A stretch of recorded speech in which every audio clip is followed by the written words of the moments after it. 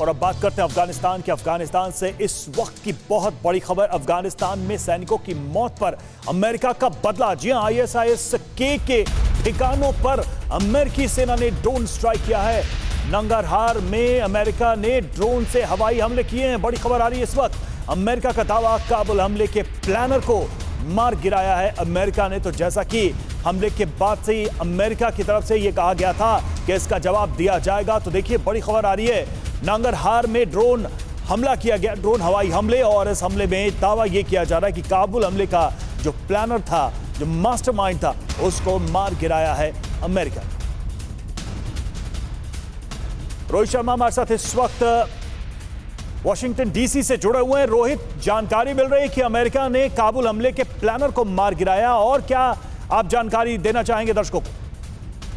देखिए, ये जानकारी है कि ये ISIS-K का एक टेररिस्ट था जो प्लान कर रहा था फ्यूचर अटैक्स। तो जो ऑफिशियल स्टेटमेंट है US ऑफिशियल का, उन्होंने ये कहा है कि ये जो टेररिस्ट था, इसे एक कार में इसके ऊपर हमला किया गया है। इसके साथ एक और इंडिविजुअल था, और नाननघार में जो पाकिस्तान के साथ बॉर्डरिंग इलाका है, प्रोविंस है अफगानिस्तान का, वहां पे अटैक किया गया है और इसको न्यूट्रलाइज किया गया है। ऐसी खबर थी, क्रेडिबल इंफॉर्मेशन हमारे के पास थी कि और अटैक्स प्लान होने वाले हैं, और ये जो इंडिविजुअल था ये फ्यूचर अटैक्स प्लान कर रहा था, और इसको अमेरिका ने न्यूट्रलाइज किया है। और साथ ही साथ ये भी कहा गया है कि this is not the end. इसके बाद भी अगर अमेरिका के पास ऐसी कोई क्रेडिबल इंफॉर्मेशन आएगी तो अमेरिका पूरी तरह से एयर स्ट्राइक के अलावा और भी एक्शन ले सकता है।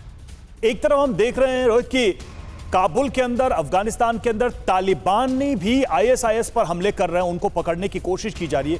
दूसरी तरफ ने अमेरिका ने भी अटैक करना शुरू कर दिया। क्या इसमें कहीं कोई कोऑर्डिनेशन, या फिर ये ISIS के खिलाफ दोनों के इंडिविजुअल ऑपरेशंस चल रहे हैं?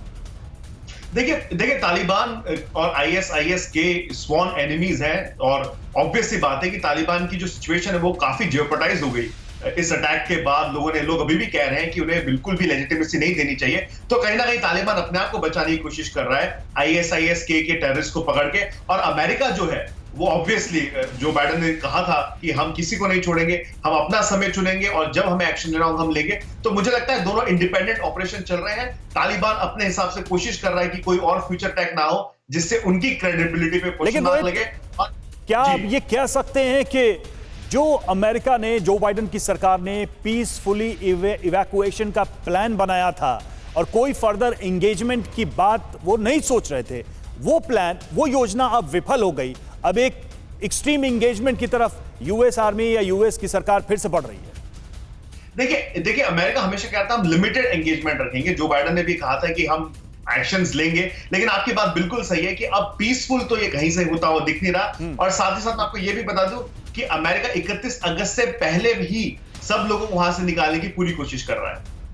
बहुत बहुत शुक्रिया रोहित, बहुत बहुत शुक्रिया इस अपडेट के लिए, इस जानकारी के लिए। तो जैसा कि रोहित बता रहे थे कि ये प्लानिंग कर रहे थे आतंकी हमले की, और उसके पहले ही ड्रोन हमले से उनको मार गिराया गया। बड़ी खबर, बड़ी ब्रेकिंग हम आपको इस वक्त बता रहे हैं कि किस तरीके से अमेरिका ने बदले की कार्रवाई शुरू कर दी है। अफगानिस्तान में अमेरिकी सैनिकों की जो मौत हुई, जो काबुल एयरपोर्ट पे हमला हुआ, उसके बाद से पहला पलटवार अमेरिका की तरफ से ISIS के ठिकानों पर। और यह बताया जा रहा है कि जो प्लानिंग कर रहे थे, प्लानर्स थे, उनको मार गिराया गया इस ड्रोन हमले में। और आपको जो बाइडेन का वो बयान सुनाते हैं जिसमें उन्होंने कहा था कि काबुल हमले के दोषियों को न माफ करेंगे, न भूलेंगे, और ढूंढ कर मारेंगे। To those who carried out this attack,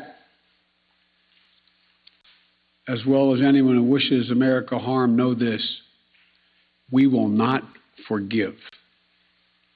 We will not forget. We will hunt you down and make you pay. And our commanders on the ground throughout the day, they made it clear that we can and we must complete this mission, and we will. We will not be deterred by terrorists. We will not let them stop our mission. We will continue the evacuation. अड़ी सोमवार से शुक्रवार शाम 6 बजे सिर्फ TV9 Bharatvarsh पर।